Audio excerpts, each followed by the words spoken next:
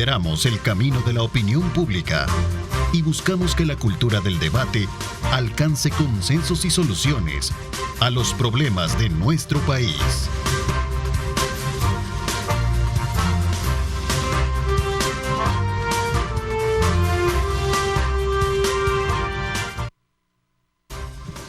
¿Qué tal, amigos? ¿Cómo están? Qué placer enorme saludarles a ustedes. Gracias por estar con nosotros. Agradecemos a nuestro compañero presentador de noticias, Luis Amayoa, que desde muy tempranas horas de la mañana, en conjunto con todos nuestros equipos periodísticos, ha estado desde luego llevándoles a ustedes las informaciones más importantes ocurridas en nuestro país y el mundo entero. Vamos de inmediato en esta hora y media a conocer temas importantes del país. Como siempre, les invitamos a que estén pendientes de enviarnos sus comentarios, sus preguntas.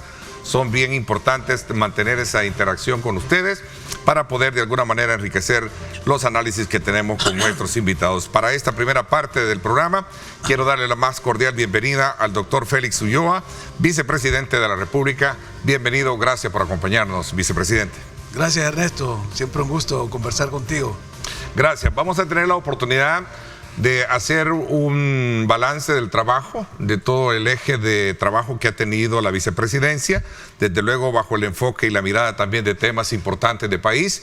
Y sin duda alguna esto me lleva a recordar que casi al inicio de la gestión del actual gobierno de la vicepresidencia tuvimos la oportunidad de estar conversando sobre las expectativas de lo que se podía esperar hace casi 3 años, ¿verdad? Más o menos. Más o menos 3 años.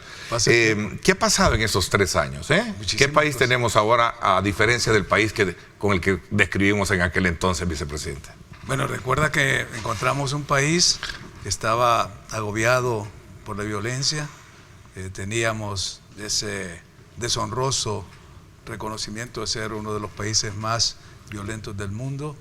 Teníamos una serie de problemas estructurales generados por las administraciones anteriores, sobre todo el tema de la migración forzada. Mucha de nuestra gente se había visto obligada a dejar sus comunidades, primero por lo que todos conocemos, el modelo de desarrollo que se implementó después de la firma de los acuerdos de paz, el abandono total a la agricultura.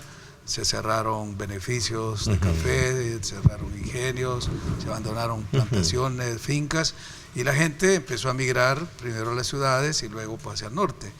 Y después el gran disparador, que fue la violencia que llegó a las comunidades, cuando los grupos delincuenciales, las pandillas, empezaron a desplazarse a las zonas rurales.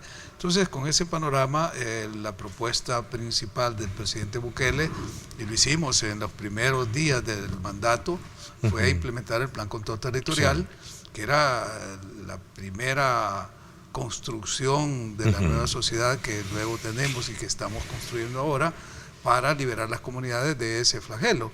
Y de hecho, el 19 de junio se presenta el Plan Control Territorial y empieza la primera fase. Recordemos que es un plan de 7 etapas, estamos en la 5ª ahora, y eso empezó a generar ya un cambio en las comunidades. Al momento actual, haciendo un balance a esta fecha, cuando ya en la etapa de la 4ª etapa del plan se declaró la guerra contra las pandillas, hace 1 año y días, y ahora pues el balance ya es notorio y reconocido. El 92% de la población ha expresado su respaldo y su total apoyo a estas medidas, y el país ha cambiado. Es decir, era un país antes, y un de país esa entrevista que tuvimos a lo que tenemos 3 años después. El Salvador ahora es un destino turístico. La Asociación Mundial de Turismo lo ha señalado como un destino. Este año, solamente este año vamos a tener 5 campeonatos mundiales de surf. La industria del turismo se ha multiplicado, pero ha habido otros logros bastante considerables que nos posicionan a nivel mundial. Tenemos, por ejemplo, el hecho de haber adoptado el Bitcoin como una moneda de curso legal, posicionó al país dentro de los países que están apostando a la economía digital. Y este año se aprobó la ley de los activos digitales. Se tomó una medida sumamente audaz, que era el anunciar la compra de nuestra propia deuda externa, lo cual se lanzó el año pasado se lograron comprar más de 500 millones de la deuda que teníamos y honrar la obligación con los tenedores para la deuda que vencía en enero de este año. La pagamos antes del vencimiento del plazo. Entonces el país ha dado ya muestras de otro país, otro rostro. Eso lo puedes ver diariamente en los autobuses, en las calles. El rostro de los salvadoreños ha cambiado.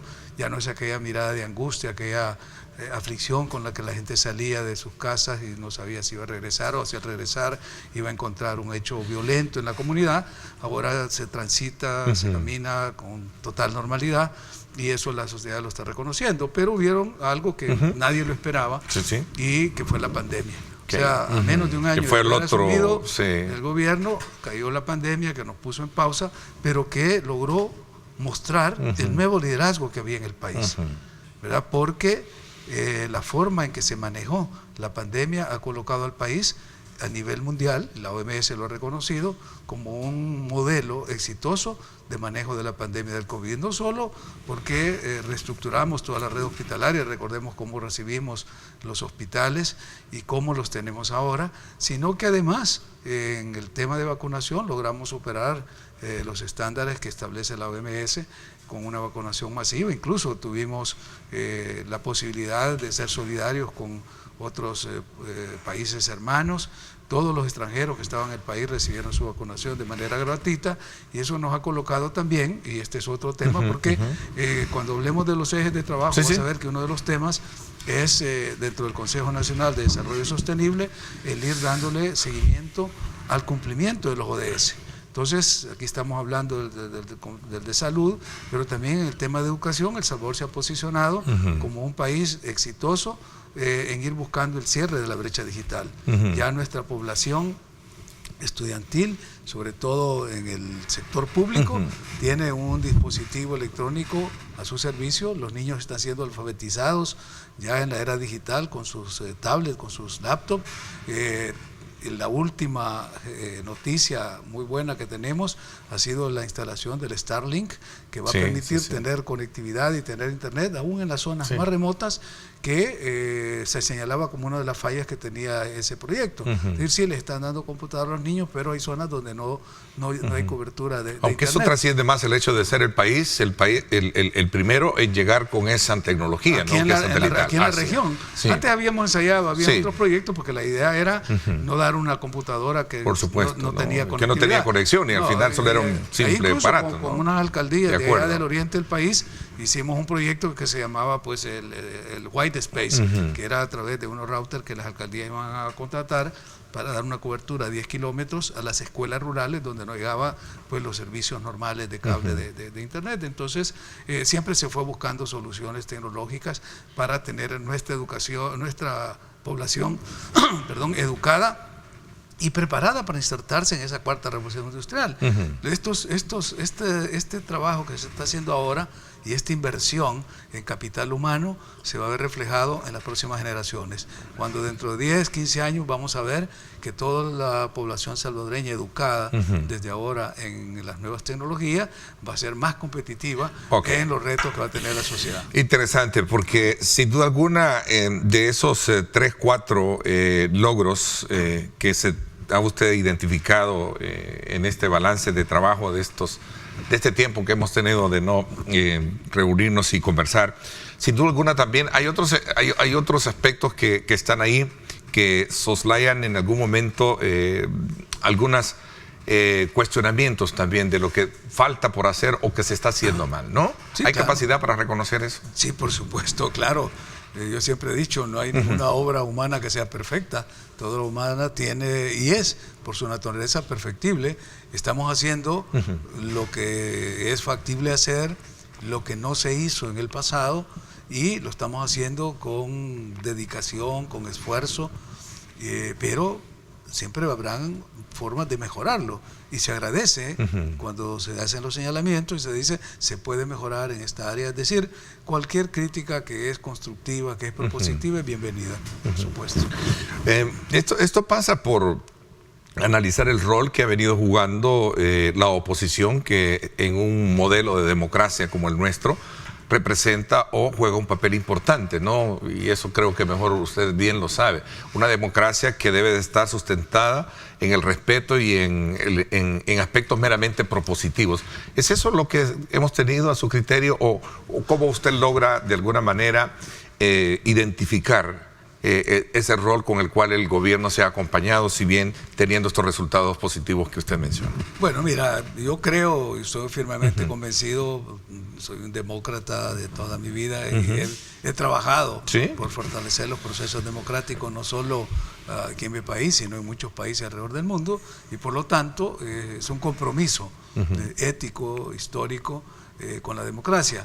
Por lo tanto, sí considero que en un modelo democrático no solo debe haber tolerancia, como tú planteas, sino también una diversidad de planteamientos. Es decir, un modelo de pensamiento único es contrario a la democracia.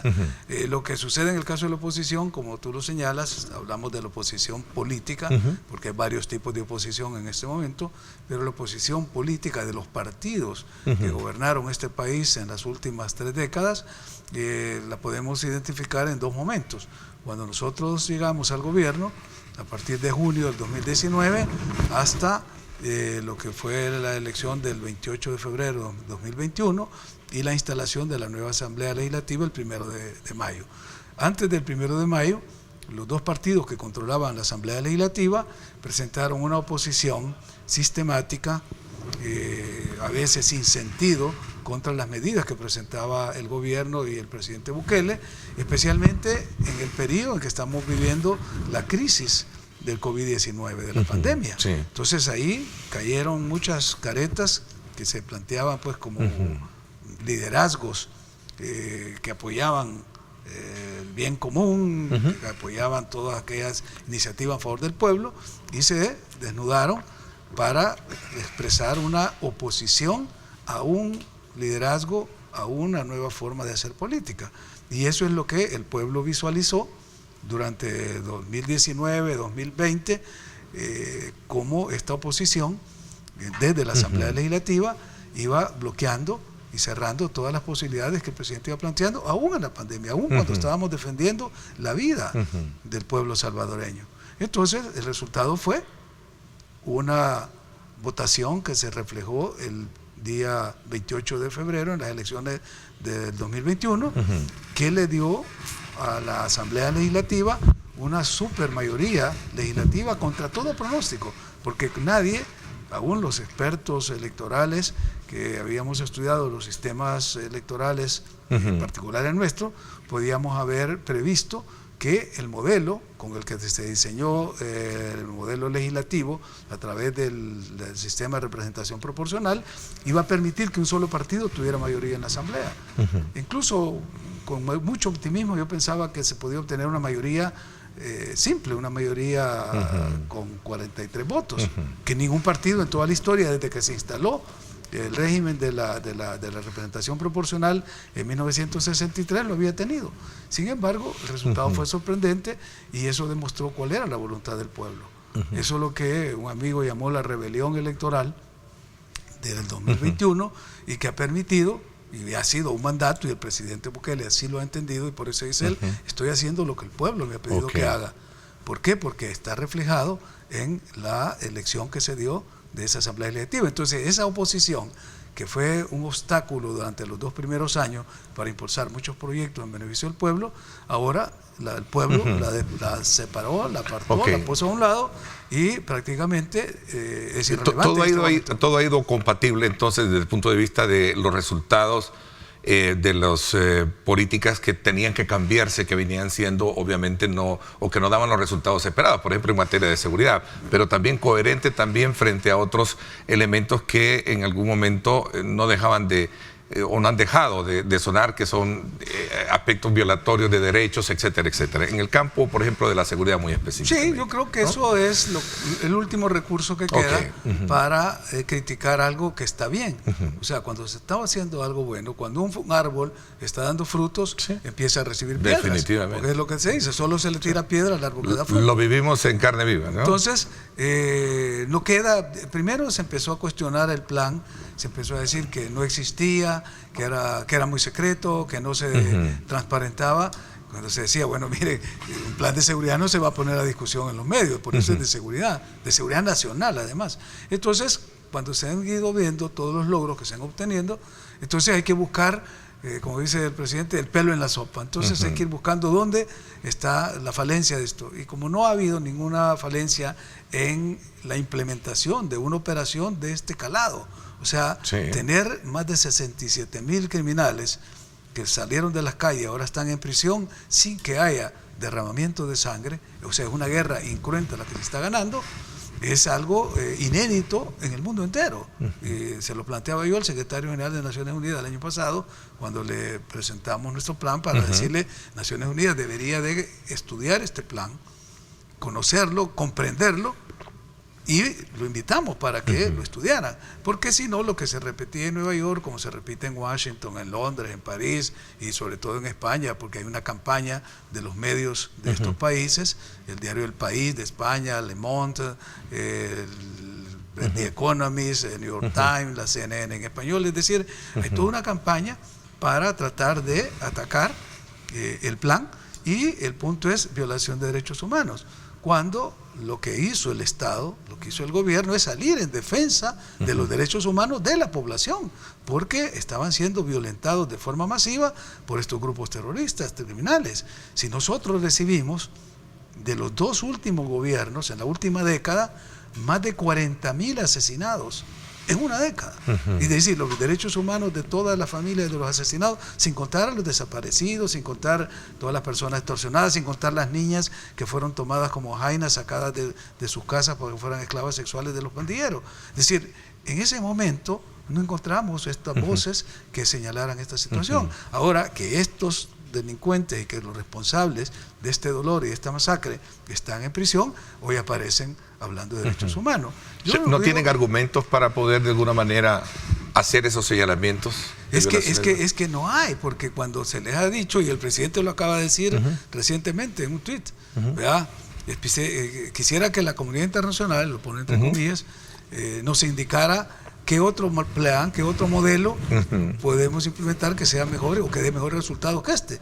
Y si existe, nos pasamos a ese modelo. No hay. Es decir, esa es otra de las virtudes del Plan Control Territorial, que es un modelo 100% salvadoreño, concebido, planificado, desarrollado e implementado por salvadoreños, y eso es lo que hace, quizás crea aprehensiones afuera, porque no hemos tenido la asistencia técnica de ningún organismo internacional, ningún gobierno, ningún país ha venido a decirnos cómo hacer. Es nuestro propio diseño, nuestro propio camino, y por eso es que con orgullo lo hemos presentado en diversos foros internacionales, y es más, con mucha solidaridad con algunas naciones, les hemos dicho que podemos compartir el know-how, la forma en que se ha concebido este plan, no su implementación, porque no es un modelo que se va a ir transfiriendo o se va a llevar de manera mecánica a cualquier país. Es un modelo salvadoreño, hecho por salvadoreños, para la realidad salvadoreña. Y los éxitos, los logros, sí tienen toda una concepción, porque no es la aplicación de la fuerza coactiva del Estado exclusivamente, porque eso ya se ensayó, fueron proyectos fracasados en las décadas pasadas, la mano dura, la mano super mano dura, etcétera. ¿Por qué? Porque no tenían los componentes que tiene este plan. Este plan parte primero del trabajo de inteligencia, de creación de una base de datos que permite, cuando se hace una operación de inserción, de intervención en una comunidad, llevar los perfiles y se va a capturar. O sea, no es a la loca que se llega a ver a quien anda un tatuaje y se agarra, no, ahí perfilado. Solo en el cerco de Soyapango, que fueron 10,000 efectivos, se había ya un listado de más de 1,300 perfilados a los que se fue a capturar. Y ya el 90% de ellos está capturado. Entonces, cuando tú ves que tenés un plan integral, que además de la fuerza coercitiva y coactiva del Estado, tiene una composición normativa, porque hubo que tener una adecuación en los marcos legales, no solo decretar el estado de excepción que está en la Constitución, sino adecuar la legislación penal y procesal penal para tener éxito. Y luego una intervención en el órgano judicial de separar una generación de jueces que o habían sido cooptados por el crimen organizado o los tenían atemorizados.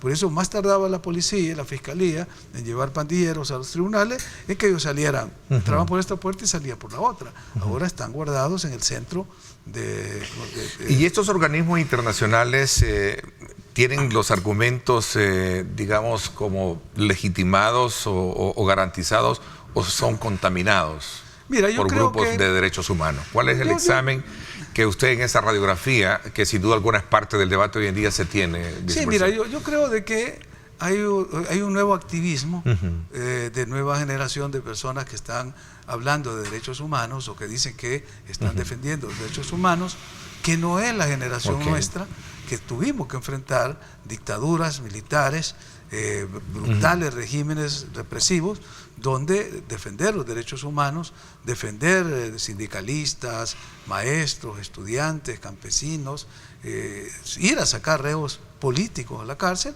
era jugarse la vida, es decir, era ir y defender los derechos humanos con nuestro propio pellejo. Ahora no, ahora estos muchachos ponen tweets y hablan, dicen cosas, sacan de contexto algunas informaciones, las magnifican, porque por ejemplo estaba viendo, creo que ayer presentó un informe una institución, un observatorio de derechos humanos de una universidad, que es muy crítica del gobierno, y decía, bueno, mire, el gobierno reconoce 90 personas que fallecieron en los penales, pero la información nuestra es que pueden ser 100 o 111. Y entonces, y ahí viene ya la conclusión. O sea, el régimen de excepción está generando muertos en los penales.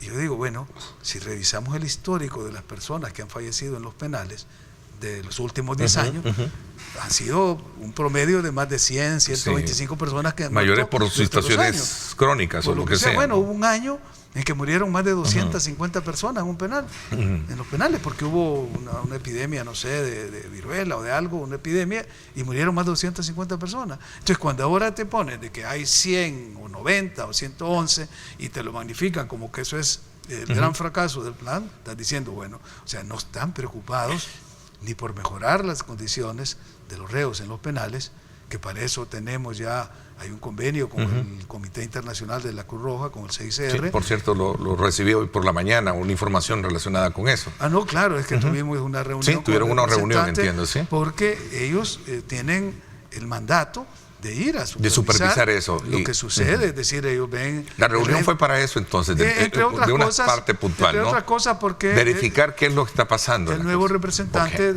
Quería conocer esa parte. Yo he tenido, ya esta es la segunda reunión, porque la otra vez vino gente que venía de la sede central, y esto a nosotros nos genera un compromiso de dar una atención adecuada, y cuando digo adecuada no es una atención de hoteles, es una atención adecuada en temas de alimentación, de atenciones de salud, condiciones en que se encuentran los reos. Fíjese que en cuanto a este tema de los espacios democráticos, especialmente relacionados con el tema de la información, hoy con esto también de lo que usted mencionaba, que cualquiera escribe y todo, también por cierto me llamó mucho la atención ayer y quisiera lamentar y condenar algunas expresiones de violencia que algunas personas que se le denominan youtuber el día de ayer contra un equipo de prensa de nosotros en el marco de la apertura que dio la Asamblea Legislativa, hicieron contra uno de nuestros equipos. Es lamentable y condenable que en ese mismo contexto en la que se estaba destacando que se les daba la oportunidad de poder ir a informar, a raíz de que los medios tradicionales también en algún momento cierran. Quiero decirles que nosotros como medio de comunicación, Grupo Megavisión ha abierto las puertas para que estén acá diputados de las diferentes fracciones, de las fracciones de Nuevas Ideas, para que participen. Por cierto, declaraciones tenemos ahí del presidente con relación, del presidente de la Asamblea Legislativa con relación a este tema. Digamos, y las ponemos en el contexto mismo, hablando de, digamos, de espacios democráticos de información, El derecho a informarse y a informar no es potestad de unas empresas mediáticas. Ese es un derecho que nosotros tenemos como salvadoreños. La verdadera libertad de expresión se construye del pueblo hacia el pueblo. Y eso es lo que nosotros como país hemos entendido. Las acciones de ahora han matado los discursos del pasado. Y eso es algo que no puede retroceder. El empoderamiento de la verdadera sociedad civil debe de continuar. El empoderamiento de la comunicación, de los canales de comunicación, debe de continuar. Es el momento que algunos pocos políticos aún siguen sin entender. Un momento que estamos viviendo como país y que no podemos desaprovechar. Hoy tenemos que estar más unidos que nunca, porque a este país... Bueno, ahí teníamos precisamente esas declaraciones en el contexto de una apertura que se ha dado a un grupo de youtubers que ahora van a hacer funciones, pero sí es lamentable, condenable el hecho de algunas expresiones que hicieron contra un equipo de prensa de nuestra empresa, precisamente porque el rol de periodismo, como bien lo dice y se sitúa en este discurso, corresponde precisamente a una parte muy profesional que desarrollamos y sin menospreciar también el trabajo que otros pueden desarrollar con un teléfono en una actividad digital como tal, ¿no? Hablando esto en cuanto a espacios democráticos de información, vicepresidente. Sí, yo creo que el presidente de la Asamblea fue muy enfático y muy claro en el mensaje y en el caso que tú estás denunciando, mi solidaridad, mi apoyo a la expresión que tú haces. No se vale la agresión, porque las agresiones no solo tienen que ser el menosprecio físicas. Al trabajo que hacemos acá, porque siempre hemos estado abiertos. Bueno, de hecho usted ha estado con nuestro colega Julio Valdivieso, el doctor Valdivieso, en su programa. Hemos tenido acá diputados y eso es lo importante, ¿no? Abrir los espacios para todos. Es que de eso se trata la democracia, es decir, el flujo de ideas y no ponerle diques ni segmentarlos. El problema ahora, Ernesto, es que la prensa en general, y no estoy hablando ni del Grupo Megavisión, ni de la prensa o los medios salvadoreños, sino en general, está muy polarizada. Hemos visto una prensa facciosa, es decir, facciosa en el sentido de facción, de tomar partido, ¿verdad?, por o contra. Entonces, lo ves en Estados Unidos, cuando tú ves las grandes hoy cadenas. Hoy tienen el caso muy específico, ¿no? Y bueno, y se generan hechos, por ejemplo, la ex gobernadora de Alaska presentando denuncias y demandas contra un periódico New York Times. Fox la recibe también. Es decir, hay en este momento una distorsión de la labor periodística. Yo lo decía en otra entrevista, de que el periodismo, sobre todo el periodismo independiente y profesional, está obligado a informar y a dar a conocer los hechos. Pero cuando el periodista quiere generar opinión, o como dice un periodista de CNN español, de que hay que ir con preguntas incómodas, a incomodar al entrevistado, es decir, ya no estás buscando los hechos, sino que estás queriendo desarrollar un protagonismo personal. Y eso es lo que ha pasado con muchos periodistas que andan quizás buscando el premio Pulitzer o son muy narcisistas, de que lo que quieren es exhibirse ellos a costa del entrevistado. Y este gobierno respeta la libertad de expresión. Absolutamente. Mira, si en un país la libertad de expresión está totalmente garantizada, en El Salvador, porque aquí tú tenés periódicos, medios escritos, digitales, televisión, radio, críticos al gobierno, y que ninguno ha recibido absolutamente jamás una censura, una sanción. Es decir, aquí no hay nada de eso. Al contrario de otros países que considerábamos democracias consolidadas y modélicas, ¿verdad?, donde se prohíben a ciertas cadenas o a ciertos medios su circulación y se bloquean. Entonces, ahí insisto, ¿dónde está en riesgo la libertad de expresión? En estos países, que eran modelos de democracias consolidadas, o en un país como El Salvador, donde al presidente le dicen lo que quieren, y es más, llegan incluso a injuriarlo o difamarlo, que otro país hubiera procedido a presentar denuncias en la fiscalía, y sin embargo creo que la tolerancia del gobierno, del presidente, es tan amplia que es el mismo pueblo, como dice él, el que se encarga de descubrir la verdad. De hecho saqué el punto en cuanto a la valoración que estábamos haciendo de los resultados positivos en materia de seguridad. La visita del senador Marco Rubio para conocer in situ el combate que se ha hecho contra la delincuencia es un ejemplo de la importancia que tiene de lo que hablábamos, de constatar lo bien que se ha hecho en esta materia. Bueno, yo creo que es una visita importante, un senador que tiene mucha presencia y mucha influencia en los Estados Unidos, y que se haya expresado en esos términos, pues es un reconocimiento a nuestro trabajo. Pero yo creo que mal haríamos estar tratando de encontrar quién viene a hablar a favor nuestro o quién viene a atacarnos y estar en función de lo que él vino a conocer y habló muy bien de lo que se ha hecho. Después de lo que él conoció, que es lo que yo le he pedido a muchos, sobre todo amigos, tanto de Washington como de Europa, amigos de muchísimos años, que están desorientados por la información que sale y que se reproduce y tiene eco allá. Y le digo, miren, no se confundan, esta es información que saca la oposición al gobierno, que como no hay oposición política, entonces son los medios tradicionales y algunas organizaciones de la sociedad civil, entre comillas, vinculadas a los partidos de la oposición, los que brindan esta información, y estos medios hacen eco fuera. Pero vengan acá, los he invitado, incluso a los más críticos, a un señor cuando estaba en Washington que criticaba constantemente, dije, nosotros le garantizamos su estadía, venga, conozca, hay seguridad para que usted pueda ver y reporte lo que usted mira, no lo que le dice. Ahí están las declaraciones del senador Marco Rubio, muy importantes que ponerlas en el contexto para analizarlo. Tengo acá, vicepresidente, ahora sí, tengo acá un pliego o resúmenes de trabajo, de los ejes de trabajo que ha tenido la vicepresidencia. Vamos a hablar de esto cuando regresemos. Claro. Entramos en detalle. Gracias por estar con nosotros. A usted por estar enviándonos sus comentarios, sus preguntas. Gracias por participar.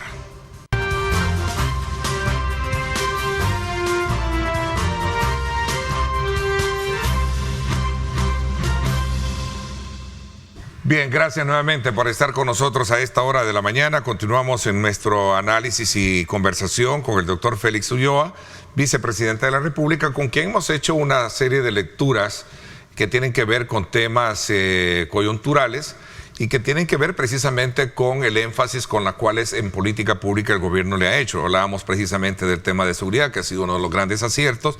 Hablábamos ligeramente también de los resultados positivos en materia de turismo. Bueno, el tema de la pandemia, cómo fue atendida, entre otros aspectos muy importantes que tienen que ver también con el rol de la prensa y la información en nuestro país. Ahora sí, quizás podemos hablar del tema también en el énfasis de sus planes de trabajo. Tengo acá un pliego y recojo que tiene que ver mucho con ese sueño morazánico que ha sido el tema de la integración centroamericana, especialmente hoy en el conjunto de, digamos, de acciones. Por ejemplo, Nicaragua ha pedido expulsar a Taiwán del SICA e integrar a Rusia, por ejemplo. Es otro de los puntos que están ahí gravitando en la geopolítica, llamémosla regional. Pero cuéntenos un poco, El Salvador va a asumir la presidencia pro tempore del SICA en este año, ¿no? En junio. Hoy en junio, por cierto. Ya en un par de meses. En un par de meses, sí. Sí, bueno, mira, uno de los mandatos por un decreto ejecutivo del presidente Bukele para la vicepresidencia fue encargarnos del tema de la integración centroamericana. Y desde que asumimos el gobierno en junio del 2019, nos tocó la presidencia pro tempore.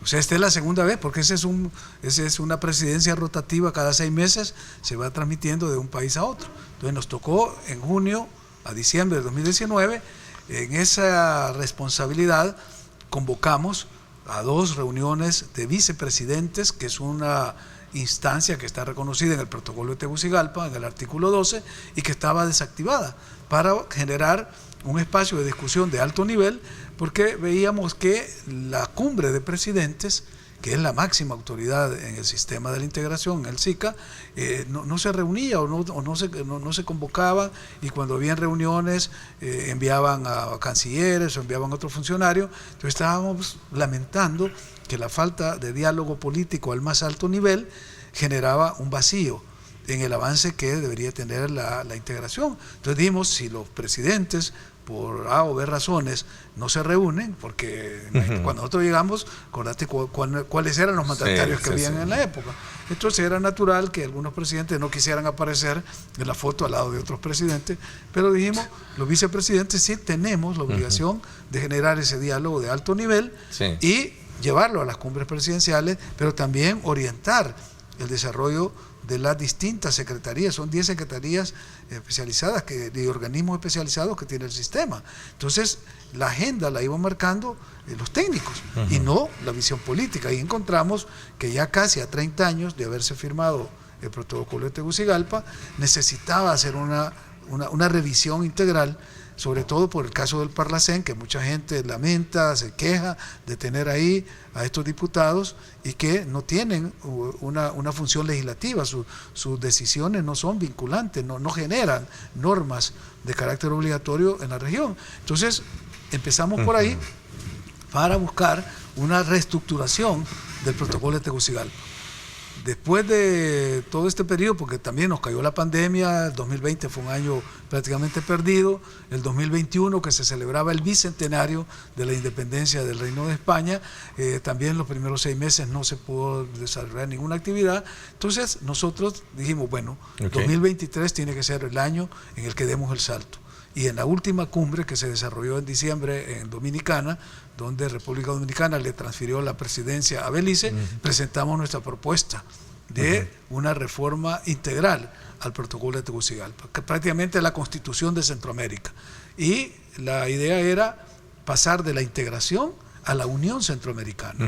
Es decir, lo que hizo Europa, que empezó el proceso de integración casi paralelo con el proceso centroamericano, pero que nosotros en 1997, en una cumbre que hubo en Managua en ese año, se habló por primera vez de crear la Unión Centroamericana. A 6 años de haber firmado el protocolo, ya los líderes de aquella época estaban viendo la necesidad de dar ese salto de calidad. Pues nosotros lo hemos retomado y con esa visión lo planteamos en Santo Domingo. El documento está introducido y está en debate. La idea nuestra es dar ese salto, pasar de la integración a la Unión Centroamericana. ¿Y estamos cerca o lejos? Bueno, digo porque este ha sido el sueño, por eso yo traje a Morazán, ¿verdad? ¿Cuántos años atrás? Eso va a depender de cómo le vayamos dando el tratamiento adecuado, la discusión, generando consenso, porque siempre la historia es la misma. No, ahora hay gobiernos de un signo ideológico, de un signo político. Y hay intereses, hay intereses que no igual que económicos. Bueno, la Federación de Morazán justamente cayó por intereses conservadores de aquella época. Ahora hemos tenido intereses tanto locales como foráneos que van en contra de la integración. En el caso de Nicaragua, yo les ponía el ejemplo, pues una de las informaciones últimas que recogimos, por ejemplo, de ayer, ¿no? Hablando de Taiwán, hablando de China, hablando de Rusia, perdón. Bueno, sí, mira, el caso de Rusia ha levantado muchas expectativas, porque se trajo ya por parte de la Secretaría General como un punto para discutirse ya institucionalmente. Pero no es una cosa nueva. El ingreso de Rusia como un país observador del sistema viene desde hace varios años, desde 2018, igual que Egipto, igual que Emiratos Árabes, igual que Georgia y otros estados que están en esa condición y que lo que se necesita es formalizar su ingreso. Por supuesto, en el contexto ahora de la guerra que se está dando ahí en el centro de Europa, las sanciones unilaterales contra Rusia generan escozor cuando se trae el tema a la región. Y es entendible que haya en la formación de bloques estas aprehensiones. El tema creo que ha sido discutido esta semana en la cumbre de cancilleres y como todas las decisiones se toman por consenso, hubieron 2 países que pidieron que no se abordara el tema, sino que se pospusiera. Y con un país que no esté de acuerdo, el tema ya no pasa. Entonces, el caso de Rusia va a tener que esperar a que se desarrollen los procesos institucionales y se generen nuevas correlaciones para que pueda pasar a esa etapa ya de ser admitido plenamente como un observador. Aquí tenemos, de hecho, ha dado en una gira por la región el canciller ruso, recuerda que iba a estar en Venezuela, en Cuba, en Nicaragua y en Brasil. El otro mes de mayo creo que está viniendo el presidente de la Duma, que es la Cámara Baja Soviética, ya nos pidieron una audiencia. Entonces estamos también abiertos. Nosotros, como el presidente lo ha dicho, nosotros no tenemos por qué estar alineados ni en bloque. Ya pasamos esa dolorosa experiencia durante la Guerra Fría. Ahora queremos ser ¿No un ven país... ningún tipo de, digamos, de repercusiones que puedan tenerse con aquellos países como por ejemplo Estados Unidos? Bueno, hay discusión, hay debate. Bueno, de hecho, en una ocasión... Por lo receloso que y además, en geopolítica esto pero más sucede. expreso fue don Pepe Borrell, ¿Sí? Josep Borrell, ¿Sí? que es como el canciller de Europa, diciendo, no vamos a olvidar a los que no están con nosotros, los que no nos apoyaron cuando se dieron las sanciones, se aprobaron contra la Unión Soviética, contra Rusia. El Salvador se ha mantenido... O sea, El Salvador no quiere caer en ese señalamiento. Y lo dije yo hace más de 3 años, cuando estaba el conflicto más caliente entre China y Estados Unidos, que era por carácter comercial, guerras comerciales, y lo dije, nosotros como país sufrimos y pagamos un alto precio por esa confrontación que se dio durante la Guerra Fría entre el este, el oeste, entre la Unión Soviética y Estados Unidos, y el campo de batalla era en Centroamérica. Y nosotros pusimos los muertos, muchos muertos, por una confrontación de carácter ideológico. No queremos volver ahora por una guerra de carácter económica a estar de nuevo en los conflictos entre las potencias. Los pequeños países como los nuestros debemos de ser amigos de todos, de todo el mundo, y como dijo el presidente, vamos a trabajar con quienes nos den la mano, con quienes nos den apoyo para el bienestar de nuestro pueblo. Esa es la línea. Esperamos entonces sentarse en la silla del SIGA para poder ver el trabajo. Bueno, de hecho, eso sí vale la pena aclararlo. Quisiera adelantarlo porque queremos hacer de esta PPT algo totalmente diferente. De hecho, tenemos ya convocados los grupos a nivel de las diferentes carteras de Estado para realizar una serie de foros, un foro empresarial para atraer empresarios de todo el mundo, de Asia, de África, de Europa, de América Latina, de Estados Unidos, en un foro empresarial, un foro de seguridad, donde vamos a exponer y poner a disposición del Plan Control Territorial y todo el modelo de seguridad que El Salvador está liderando y desarrollando como una metodología propia en nuestro país, en foros de gobiernos locales. Es decir, hay una cantidad de foros que se van a desarrollar, y dentro de ello pues esperamos contar con actores de primer nivel de todo el mundo, aprovechando que El Salvador va a tener la presidencia protegida. Tengo varios, he identificado varios ejes de trabajo que tiene la vicepresidencia. Voy a retomar 2 por cuestiones de tiempo, porque sé que tiene un compromiso más tarde, pero uno de ellos es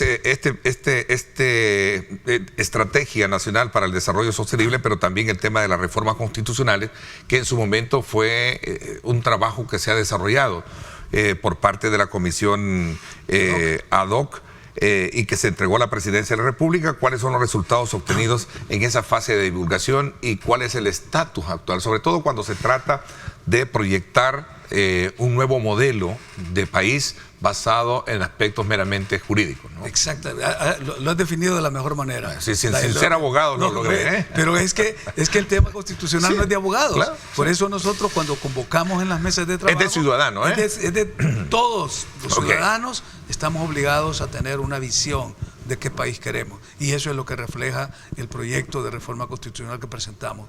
Es el consenso solo del exterior salvadoreño, que nunca habían son consultados, nunca se les tomó en cuenta.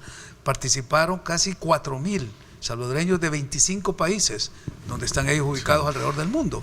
Esas consideraciones están incluidas en el trabajo, además de las mesas que se hicieron acá, donde tuvimos cientos y cientos de profesionales aportando. Pues mira, el estado actual es que lo entregamos el 2021, el 15 de septiembre al presidente, y desarrollamos la segunda fase, que era la de divulgación. Lo hicimos con las universidades a través de las 2 gremiales, CONARES, que es el Consejo Nacional de Rectores, y AUPRIDES, la Asociación de Universidades Privadas, y se desarrolló durante casi un año. Ya se le entregó también al presidente. O sea, era una comisión del presidente y se le ha entregado a él. Él va a decidir qué hace. Vicepresidente, me piden una pausa. Me quisiera detener un poquito en esto, porque no sé si son cosas distintas o diferentes.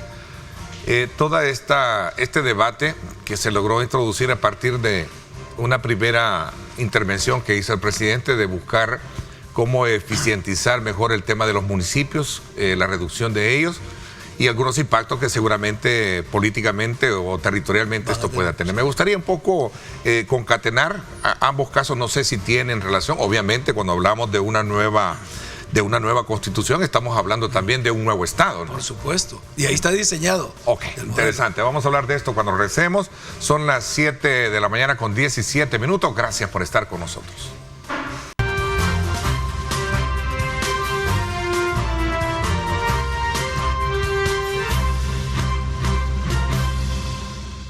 Bien, gracias nuevamente por estar con nosotros. Sin duda alguna, el resultado obtenido con esa fase de divulgación y entregado al presidente de la República concurre estudiar y analizar también esta otra parte que se discute hoy en día, que no ha entrado en una fase concreta, pero que sí está ahí, como dicen en Sudamérica, pululando en los pasillos, que tiene que ver con el tema de la reducción de los municipios y su impacto territorial, sí. Y no digamos en el impacto que esto va a tener en el tema de circunscripciones electorales, ¿no? Que es otro tema que sé que usted lo maneja muy bien, vicepresidente. No, gracias. Sí, no, mira, de hecho, el tema del número de municipios, igual que el número de diputados, no es un tema constitucional.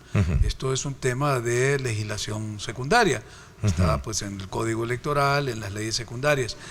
Pero sí tiene que ver con la reforma constitucional que nosotros estamos planteando, porque sí, ahí entramos, y se trabajó mucho en la mesa número 2, sobre el régimen económico, que tiene que ver con la tenencia de la tierra, con el desarrollo territorial, con la forma societal en que queremos organizarnos, porque vimos de que desde la reforma constitucional que se dio en 1983, cuando se reguló el límite de la tenencia de la tierra, sobre todo las tierras agrícolas, el país tuvo un giro, un cambio, pero no se abordaron, por ejemplo, la propiedad urbana, no se regularon las construcciones, hay una serie de limitantes que nosotros hemos puesto como una de, digamos, de las cláusulas aspiracionales, y que es una cláusula y es un principio transversal en toda la Constitución, todo el proyecto de Constitución que nosotros planteamos, y es el medio ambiente.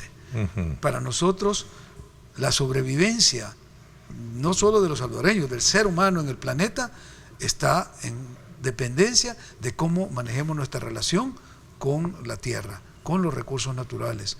Hemos entrado, como lo dice un informe de Naciones Unidas, en la era del antropoceno, donde es la actividad humana sobre los recursos, sobre el planeta, la que está marcando el futuro de nuestra raza, de la especie humana. Entonces, verlo en la dimensión local nuestra era un compromiso.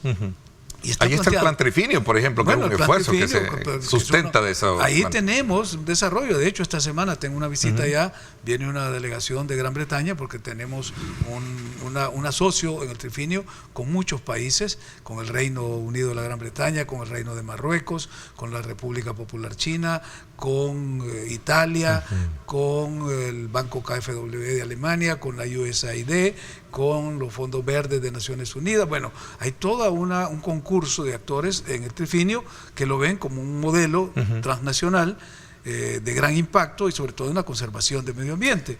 Pero volviendo al tema de los municipios, yo creo que el número y su definición como distritos o regiones va a depender, y eso yo se lo planteaba a muchos amigos, que el Ministerio de Gobernación, cuando estábamos trabajando en la reforma constitucional, llegaron y nos presentaron una propuesta de reducción de municipios, basado en un estudio técnico que ha hecho el Ministerio. Es un trabajo serio que yo creo que debe ser considerado y tomado en cuenta por los diputados al momento de abordar esta temática.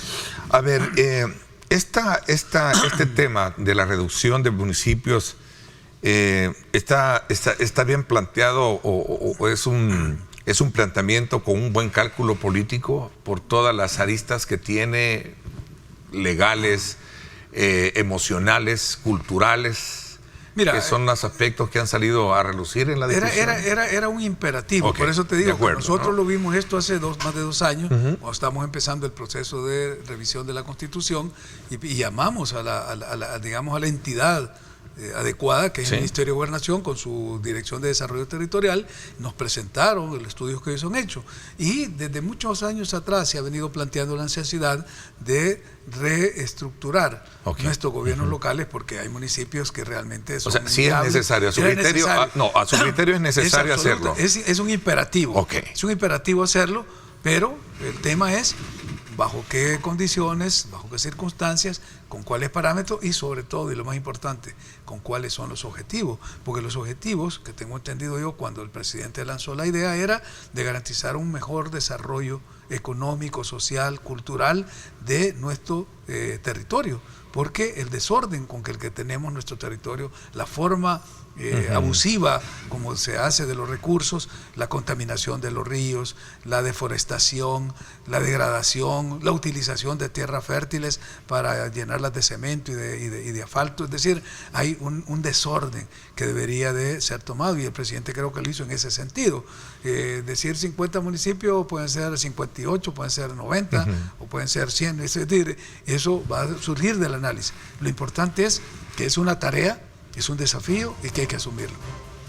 Bueno, tenemos sin duda alguna la mejor de las oportunidades de sacar a debate un tema que, como de nuevo, toca aspectos emocionales, porque alguien diría, bueno, dejo de ser un municipio y paso a ser un distrito. Sí. Y eso... Bueno, es decir, como tú dices... En temas de arraigo es... Es más, a uno dice, bueno, y entonces las fiestas patronales de este municipio ya no van a ser, porque van a ser las del otro. Hablamos de nuestros pueblos de Oriente, ¿va? Chinameca, y nosotros al otro lado, Santa Elena. No, pero todo eso es parte de un la saludo cultura. para nuestros buenos amigos allá de Santa Elena y Chinameca. Toda la gente de Oriente que nos Sí. está viendo. Hay buenas noticias para Chinameca. Sí. Nosotros las vamos a anunciar. Ah, qué bueno. Entonces te decía, es un tema de educación política, de educación cívica, de hacerle conciencia a las personas de que las tradiciones no se pierden, las tradiciones se llevan y se practican en la medida en que hay una convicción y hay una apropiación de ellas, valores, pero eso no tiene que ver con una definición administrativa del Estado. Eso es lo que hay que hacer, porque he escuchado ya mucho ruido, sobre todo de algunos voceros de la oposición, que están queriendo irse por ese lado. Es decir, atacar la parte cultural, religiosa, para descalificar la iniciativa. Otros lo hacen con la visión electoral, que dicen, no, esto es para concentrar poder en un solo partido, porque van a hacerlo, como se llama en inglés, hay una forma de distritación electoral, que es el gerrymandering.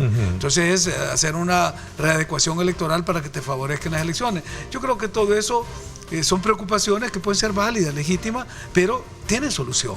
El tema cultural, el tema religioso, es cuestión de hablarlo y platicarlo con las comunidades, con los liderazgos, para que se integren. O sea, no es de ir a imponerlo, sino de ir a tratar de que la gente lo acepte, lo adopte y vea que es en beneficio de las comunidades y del desarrollo de nuestro territorio esta medida. Estos y otros temas van a tener que huir en este contexto, casi adentrándonos a un tema electoral, ¿no? Sin duda alguna. Pues cae dentro de este año electoral. Estamos entrando ya en esa fase. ¿Qué expectativa, ¿Qué expectativa de hecho, tiene ya empezó, el calendario electoral ya empezó a ejecutarse. ¿Cuál es su expectativa, vicepresidente, antes de concluir? Porque sé que tiene Bueno, mira, mi expectativa es que, igual que lo hemos demostrado desde el primer Tribunal Supremo Electoral en 1994 hasta la fecha, de que El Salvador aprendió la lección de que no se pueden usar las elecciones de manera fraudulenta para cambiar la voluntad del pueblo. Eso nos llevó a la guerra. Yo participé en las elecciones de 1972, en las de 1977, y cuando decidimos tomar las armas para combatir a esa dictadura era porque no habían espacios políticos para hacer el ejercicio democrático de la alternancia en el ejercicio del poder. La lección la aprendimos por el dolor y el sufrimiento que tuvimos durante más de una década de guerra. Y desde 1994, y a mí me tocó toda esa gestión hasta el 99, durante 5 años, y de ahí para acá hemos dado ese ejemplo de que, no obstante las diferencias, y no obstante cualquier tipo de divisiones políticas que hayan en el espectro, a la hora de participar en elecciones, el pueblo lo hace de manera cívica y da la elección. Entonces yo creo que lo mismo va a pasar ahora. Independientemente del árbitro, independientemente de los jugadores, el gran actor es el pueblo, y el pueblo salvadoreño sabe comportarse en los procesos electorales. Así que mi confianza es para que los salvadoreños, tanto los que estamos en el territorio nacional como los que viven fuera, que por primera vez se les va a dar la oportunidad de que participen de manera real y masiva, entonces definamos cuál es el futuro del país que queremos. Quisiera comprometerme, no sé que su agenda sí lo es, pero más adelante, según el curso con el que vaya, podamos tener más análisis precisos con relación a este tema. En general, porque no me puedo meter a los análisis electorales, yo sé que me encanta, pero cualquier opinión que diga... su instrucción pues, no notoria académica también tiene que ver mucho con los estudios de grandes de Gaceta y todos ellos, ha sido ¿verdad? Mi pasión, claro, el derecho electoral. De hecho, pronto vamos a sacar un trabajo que estamos haciendo sobre el derecho electoral, pero mi posición actual me inhibe a dar opiniones porque se pueden tomar como injerencia o tratar de inducir un proceso que queremos que sea lo más libre y transparente posible. Pero el examen a los otros temas sin duda sí es. Y de hecho su presencia acá nos vuelve más convencidos a nosotros como medio de comunicación, a este servidor, como periodista también, que somos un medio abierto para conocer los diferentes puntos de vista de las diferentes corrientes de pensamiento que aquí, a lo largo de nuestra existencia, 30 años, que por cierto cumplimos reciente, pues hemos tenido a bien resaltar. Yo he sido parte de esa historia de este canal desde muchísimos años y me siento orgulloso de que tengamos un medio como el de ustedes, el Canal 21, el Grupo Megavisión, que vino a abrir más opciones y más posibilidades para que la libertad de expresión florezca en nuestro país y se fortalezca. Y una conducción como la tuya, que ha sido siempre imparcial, tú has generado debates, has generado una serie, y has aclarado muchas cosas, ha habido cátedra de esta silla. Yo creo que eso hay que reconocerlo, Ernesto. Tu experiencia durante todos estos años, la experiencia del canal, le dan al país una carta de presentación de que la libertad de expresión en este país es una realidad. Wow, no esperaba palabras como esas, pero en estos 30 años las asumimos como ese reto para seguir adelante con nuestro trabajo. Muchísimas gracias, le agradezco que nos haya acompañado, vicepresidente. Gracias a ti, gracias a toda la audiencia. Gracias, nos vamos a la pausa. Cuando regresemos, desde luego continuamos con nuestra agenda. Son las 7:31. Vamos a hablar acerca de el tema de la migración, el rostro trágico, lamentablemente, el tema de la migración, que espero abordarlo también en otra oportunidad, porque sé que regionalmente debe de ser tratado, es tratado en la agenda regional. Así es que, y vamos a conversarlo con César Ríos, experto en temas migratorios. Así es que desde ya quédese con nosotros, nos vamos a la pausa y regresamos con más.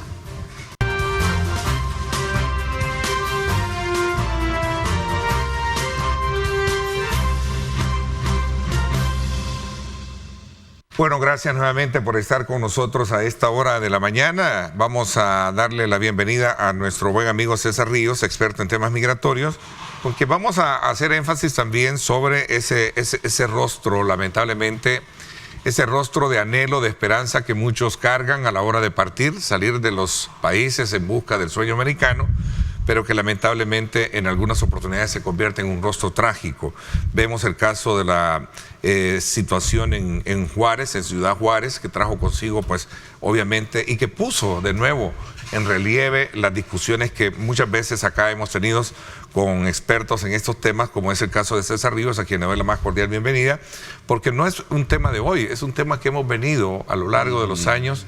Creo que después de la guerra que comenzó a exportarse, a salir mucha gente, a ser un tema de abordaje, ¿no? Y como lo decía el vicepresidente, un tema de agenda regional, por cierto. Bienvenido, César. Muy bien, gracias, Ernesto. Bueno, como vos decís, ¿no? Tantos años que tenemos de estar viendo este tema. Sí. Y te lo acaba de reconocer el vicepresidente. Yo también me uno a ese reconocimiento porque vos has estado al lado de estas agendas. Sí, así es que muchas felicidades.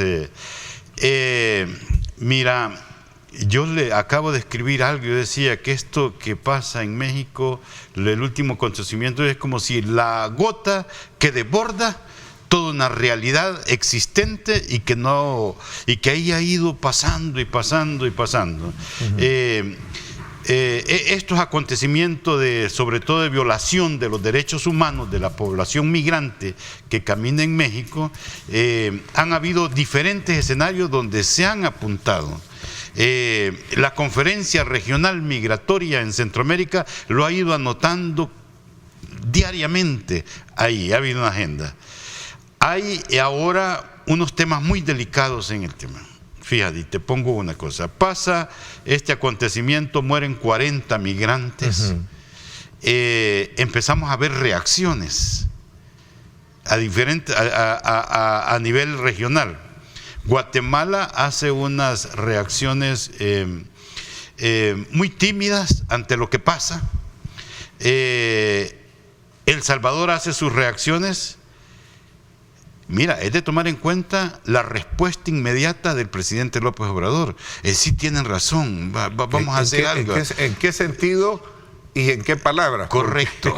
Porque es el famoso negociación del sí, pero no, ¿verdad? Habla de tanto y habló mucho de esto, pero no sé. Lo que quiero resaltar, uno, es que la ruta migratoria, incluyendo México y Estados Unidos, nos encontramos en este momento en un periodo electoral, de campaña electoral ya. Y el tema migratorio es un tema muy importante que puede hasta definir destinos en los países. El único país que de manera enérgica hace su protesta ante lo que pasó fue El Salvador. Y llama la atención ese. ¿Por qué Guatemala hace una reacción muy tímida? ¿Por qué Estados Unidos se limita? ¿Por qué México dice, tienen razón, pero sigamos pues? Y El Salvador es el que dice, este es un crimen de Estado y hay que elevarlo a todos los niveles. A presionar, digo, palabras fuertes que pueden presionar para llegar a dar con los responsables y entonces, de ese eslabón de los muchos sueltos que hay en esa materia. Correcto. Porque la tragedia no es...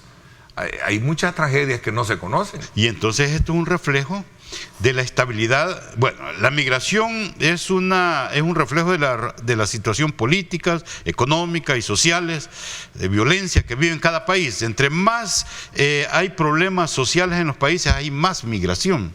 Y cuando el gobierno de El Salvador se pronuncia, entonces decíamos todo en nuestros círculos de expertos de migración, bueno, El Salvador quizás es el país que se siente más seguro en las elecciones porque toca un tema en el que siente que no es riesgo para él, para su agenda. Mira, en este momento estamos viviendo una situación muy difícil en Centroamérica. Se espera para el próximo mes uno de los flujos más grandes en tema de movilidad humana, de migración, que se unen varios elementos y están sumándose allí. Y hay una movilización política partidaria de Estados Unidos en la región para poder aprovechar el fenómeno o poder utilizarlo como tema de campaña electoral tanto para México como para Estados Unidos principalmente. Y una de esas preguntas le hiciste tú al vicepresidente, ¿no? Las visitas de grandes líderes políticos en nuestra región, la visita del secretario de Seguridad en Panamá y después se va para México. Ayer hubo una reunión muy importante de seguridad de México y Estados Unidos. Han aumentado los presupuestos. O sea, se están preparando para lo que viene a nivel regional. Porque de repente vamos a tener una opinión que es El Salvador el que está aumentando, ¿no? Pero, a ver, yo creo que aquí hay que pensar dos cosas. Una, bueno, ¿seguimos con el problema o hemos parado en el caso de la experiencia de El Salvador, de la migración?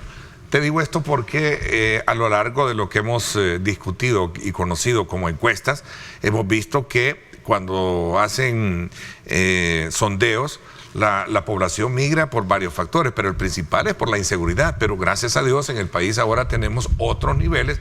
No estoy diciendo que está resuelto el problema en un 100%, pero creo que a como estábamos, hoy estamos mejor. De hecho, la misma autoridad sostiene de que solo el mes de abril se perfila como el más seguro y se reitera obviamente de seguir el énfasis, de seguir aprobando el régimen de excepción porque ha sido un factor que ha venido a contribuir en esto, ¿no? Mira, en El Salvador hemos tenido la oportunidad de comprobar el abordaje del tema de delincuencia, que era uno de los que más empujaba la migración. Se ataca el tema de delincuencia, no podemos ocultar todos los avances que se han tenido a nivel de seguridad delincuencial. Pero pero la migración continúa.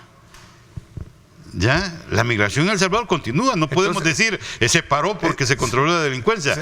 Lo que te quiere decir es que la delincuencia era uno de los principales factores, pero hay otros. Sí. Hay calidad de vida, hay necesidad de tener seguridad laboral, salarios dignos. Y el factor nostálgico, creería yo, ¿no? Bueno, la reunificación familiar, que también es un tema que va ahí. Entonces yo creo que si se ha avanzado más que otros países en la región, el tema de delincuencia, hace falta ver los otros temas que necesitamos, atracción de inversiones. Si Estados Unidos quiere colaborar con El Salvador, que nos ayude a traer inversiones para generar empleo y buenos salarios, y ahí de esa manera se combate la migración. A ver, pero México, regresemos a México, el caso de Ciudad Juárez. México sigue siendo un país que, como lo decía uno de nuestros expertos también, que nos visitó hace como 2 semanas, México es un país que tiene dos caras, ¿no? Una es la de que, por un lado, se está tratando la manera de acoger y proteger a aquel migrante. Muchos han sido beneficiados con el tema de asilo, ¿verdad? Hay muchos salvadoreños que cuentan con su tarjeta de asilo, trabajan en los Estados Unidos, pero también hay otros que están, como en el caso de Juárez, que están siendo, por no decirlo, encarcelados, porque ahí era una cárcel. Era una casa de confinamiento, era una cárcel. Mira, donde ahí la alcaldía o el jefe federal, no sé, lo que hacía era que todo aquel indocumentado lo capturaban, lo llegaban y lo metían ahí. No es que le permitían que por su gusto andaba ahí. Esa es la realidad del caso Juárez, ¿no? Claro. Mira, el tema es tan delicado para México en este momento que se le puede tener hasta complicaciones políticas allá. Hay alrededor más de 100,000 solicitudes de asilo y de la tarjeta de migración que se le está dando a México para garantizar la seguridad. De esos 100,000, solamente el 15% han cumplido para identificar y para proteger y darle atender sus solicitudes. O sea, hay un déficit en este tema. Y también aprovecho la pregunta para decirte exactamente hoy, hace un año, el gobierno mexicano presentó el resultado de un estudio donde aparecen 70 recomendaciones para que el gobierno las tome en cuenta en la administración y garantía de los derechos humanos de las personas migrantes.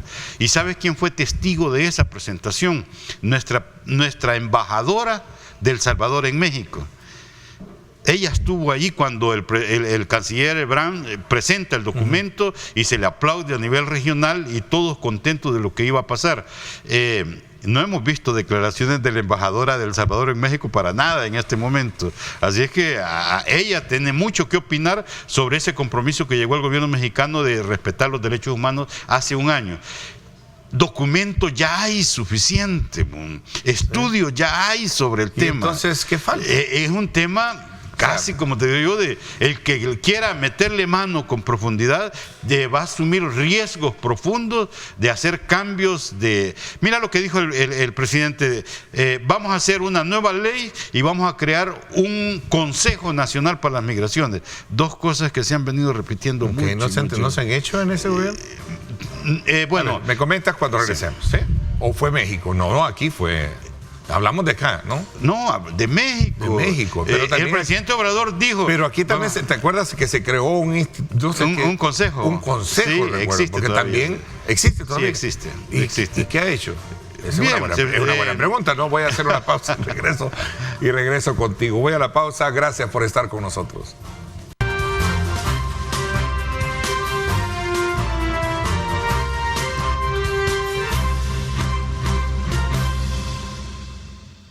Bueno, gracias nuevamente por estar con nosotros. Hablando de un ejercicio institucional de representatividad y que debe de llevar a cabo también o jugar un papel muy importante, tú me decías que México lo crean instituciones como también en el país se han creado en el pasado, ¿no? Sí. Es la propuesta ¿Pero qué ha de pasado López con Obrador eso? ahorita. No, Sí. es que es una nueva propuesta. ¿O es otra? Sí, López Obrador plantea como Porque reacción. ya están en elecciones. Creo que. Y yo es lo que te estoy diciendo. el periodo ¿no? electoral de es ellos, un ¿no? periodo electoral y todo lo que se De haga nuevo, hoy va a tener ese contenido sí. electoral. Entonces no esperemos que se hayan transformaciones profundas. López Obrador lo que dijo, vamos a revisar la ley migratoria y vamos a crear una nueva ley. Para el tiempo que le queda no lo va a hacer, ¿ya? Vamos a crear un consejo que garantice toda la ruta de migrantes al interno de México. No lo va a hacer. Yo le contesté inmediatamente en un escrito en un periódico que si quiere crear un consejo, este consejo no tiene que ser un consejo nacional mexicano, sino que tiene que ser un consejo integrado por diferentes países Regional. de la región que tienen presencia con la población que camina por ahí, para que tenga más contenido humano y que se vean otros temas ahí. Entonces, vamos a ver, pero lo que decías tú, estamos en un periodo electoral y no esperemos cambios profundos. Ok, mira, te voy a hacer una pregunta un poco hilvanando lo que conversé anteriormente con el vicepresidente de la República. Está el país por asumir la presidencia pro tempore del SICA. ¿Qué papel debe de jugar el SICA en este tema? ¿no? Mira, muy oportuno, esto que pasa en México, cuando yo te digo, esa gota que desborda esta realidad en México, el SICA tiene un déficit muy grande en el abordaje del tema migratorio en la región. No ha podido incidir con profundidad en las políticas. Creo que si vamos a asumir como país la presidencia pro tempore, hay que aprovechar esos 6 meses para proponer temas como de integrar un consejo ya regional que atienda el tema migratorio. Para que los países desarrollar capacidades en los países para poder hacer propuestas regionales a Estados Unidos. Porque todavía vivimos las consecuencias de lo que provocó el presidente Donald Trump. Cuando vino, él impuso de que quería negociar país con país y no con la región. Y llegó a acuerdos con Honduras, llegó a acuerdos con Guatemala, llegó a acuerdos con El Salvador y con México y nos separó. Y cada uno le planteó sus necesidades, a él le dio una cooperación a cada uno y al final vivimos las consecuencias de haber roto todos esos procesos de integración que teníamos. Ahora hay que recobrarnos, hay que hacer planteamientos en grupo hacia México y hacia Estados Unidos, porque el tema de cooperación se ha utilizado mucho ya y se ha instrumentalizado para nuestra realidad y al final tenemos la consecuencia. Honduras con altos flujos migratorios, El Salvador es el que se distingue un poco más en esta realidad migratoria. Ahora, veámonos en Estados Unidos. Hemos hablado de México, hemos hablado de la región. Vayámonos pasemos a la frontera, ¿verdad? ¿Cómo se está llevando a cabo también el tema? Porque sin duda alguna también entran a un proceso de elección. Por ahí tienen el tema vigente todavía y temeroso para algunos sectores. Claro. El hecho de que el presidente Trump pueda llegar a la presidencia. Sabemos que él tiene una política bastante dura contra el tema de la migración, ¿no? Lo vimos en su periodo. Mira, lo que se hizo hasta hoy en tema de migración en Estados Unidos llegó hasta ahí. ¿Crees? Sí, ya mucho mira, tiempo, yo te ya puedo mucha nombrar espera. los compromisos y las promesas del presidente Biden. Reforma migratoria no hubo y no va a haber. Sí, y todo la prometen. Y todo la promete, no Todos hubo, los no va a haber. presidentes la prometen, Mira, sí. dijo que iba a darle residencia permanente a 11 millones de trabajadores indocumentados. Eso en veía Estados aquí Unidos. en el ítem de mi guión. Sí, o sea, nada, no lo hizo y no lo va a ver. Dijo que le iba a hacer una propuesta de agilizar las solicitudes de asilo y refugio en la frontera. No hubo, ahora van a salir dentro de 2 semanas con una nueva propuesta, pero va a ser ya muy ¿qué más iba a ser? Para nuestro lugar, los trabajadores temporales del TPS, no hay, del DACA no hay, o sea, todas las promesas que se hicieron en esta administración, no se alcanzaron y no se van a alcanzar hasta hoy. Hasta de aquí en adelante, el tema de política migratoria en El Salvador se va a volver un tema conflictivo y casi tema electoral. En este momento, en la legislación, se está discutiendo dos anteproyectos de ley de Texas y de la Florida, donde ambos están proponiendo crear su propia ley migratoria para agarrar a los migrantes que pasan en la frontera y romper toda esa institucionalidad existente en Estados Unidos. Y de que lo hagan o no lo hagan, pero sí se va a crear un conflicto y un enfrentamiento permanente en el tema migratorio en la política norteamericana. O sea, a partir de hoy, el tema migración se va a convertir en un tema conflictivo para la actual administración y van a salir estos temas que el Donald Trump va a decir no cumplió con nada de lo que prometió. Va a ser el primer énfasis porque para ellos es un tema de seguridad nacional. Claro. El tema de migración es un tema de seguridad nacional. Claro. Y entonces lo que me preguntan muy seguido es o demócratas o republicanos. Mira, pues ni republicanos y el otro que nos ofendió tanto y demócrata que nos prometió y no se cumplieron eso. Entonces estamos en esa situación. El tema es seguridad nacional, como dices tú, y sobre todo los intereses a nivel de persona o de país. A ver, hay persistencia también, este es otro tema que voy a aprovechar, conversarlo contigo, que si hay una persistencia de migración de menores y cómo han estudiado ustedes, tú como experto en el tema, ex director de INSAMI, ¿cómo han examinado también este otro factor? Porque quieras o no, viene siendo como la parte también más frágil a la hora de ver el cruce de niños por los ríos y sobre todo también en los resguardos fronterizos donde para juicio de unos pues estos de alguna manera sufren mucho. Sí. Mira, hay unos datos ocultos que no se logran visualizar con claridad. Tenemos observación de muchas familias salvadoreñas viviendo a la intemperie en la frontera de México y Estados Unidos, esperando respuestas de solicitud de asilo que están teniendo. Pero como no es ágil la solicitud de asilo, estos están retornando voluntariamente a El Salvador, pero cuando entran voluntariamente no entran a ningún registro como familias retornadas, porque no son obligadas a retornar, sino que voluntariamente se van. Ese dato debemos preocuparnos por tenerlo, porque son familias que vienen muy afectadas de todo lo que vivieron por 6, 8, 12 meses en la frontera y que no están siendo atendidas acá. Estas familias pueden salir por muchas razones.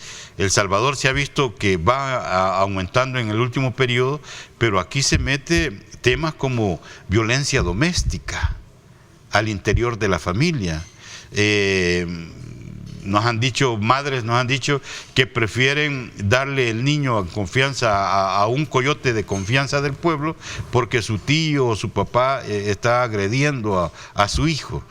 Entonces, estos temas que son muy del hogar, muy comunitarios, muy de los municipios, requiere un abordaje más profundo, principalmente por parte de los líderes políticos municipales que no se han puesto a la altura del tema migratorio en nuestro país. Ahí está, hay migración de niñez, necesitamos unas políticas especiales en El Salvador para este tema y sobre todo unas políticas de atención al retorno que estamos teniendo. Me llama la atención el factor que tú, que hemos abordado, que es el tema de la seguridad y que de alguna manera no han logrado, o sea, no se percibe que digamos, se vea reflejado en el tema de migración, de menor migración de país, ¿o sí? El flujo migratorio de El Salvador... Sí. ¿Ha bajado o se mantiene? Mira, ha bajado... A raíz de la política de seguridad, que era un factor que se identificaba a la hora de hacer sondeos, ¿no? Sí, ha bajado... De repente hay opiniones diversas que dicen, pero ha bajado porque otros países han subido. Ajá. Lo que pasa es que El Salvador, los flujos de crecimiento han sido menores a comparación de los otros países. Y se nota una reducción el reporte que hacen las patrullas fronterizas, el reporte que hace México de solicitudes de protección, donde El Salvador, como decía el presidente Nayib, dejamos de ser de los 10 países de mayor flujo migratorio. Bueno, el tiempo se me fue. Quiero agradecerte que me hayas permitido conversar contigo y sobre todo pues ponerle la secuencia de lo que hablábamos precisamente con el vicepresidente, que nos quedamos un poco y conocer el rol específico del SICA frente a realidades regionales. El tema de migración es una realidad para Centroamérica. Sí, no hace falta tocar temas especialmente para el Triángulo del Norte, ¿no? Que tiene que ver mucho con la reducción de municipios también y el tema del abordaje al tema migratorio, ¿no? Bueno, serán temas que más adelante lo vamos a abordar. Te agradezco muchísimo. Muchas gracias, Ernesto. Gracias por habernos acompañado. Por mi parte, esto es todo por hoy. Pásenla bien y como siempre recuerden lo más importante, amar a Dios sobre todas las cosas. Lideramos el camino de la opinión pública y buscamos que la cultura del debate alcance consensos y soluciones a los problemas de nuestro país.